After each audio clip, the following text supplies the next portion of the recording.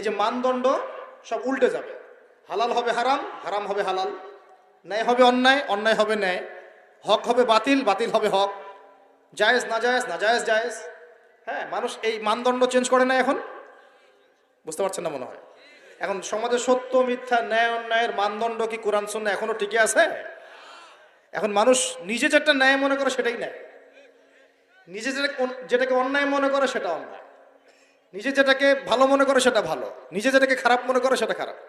আল্লাহ যেটাকে হালাল করে দিয়েছেন মানুষ হারাম করে নিচ্ছে, আল্লাহ হারাম করে দিয়েছেন মানুষকে হালাল করে নিচ্ছে। হচ্ছে কি না এগুলা? তো এই যুগ চলে আসে নাই যে দাসী মনিবকে জন্ম দিচ্ছে না? মানে মানদণ্ড উল্টে গেছে। আমার কথা কি বুঝতে পারেন? মানদণ্ড উল্টে গেছে, জিনিস ভালো মন্দের ন্যায় অন্যায় হক বাতিলের মানদণ্ড উল্টে গেছে। বলেন তো সত্য মিথ্যার মানদণ্ড কি? আমার বুদ্ধি না আল্লাহর ওহী? কোনটা? সত্য মিথ্যা ন্যায় অন্যায় হক বাতিলের চূড়ান্ত মানদণ্ড কি? আমার বুদ্ধি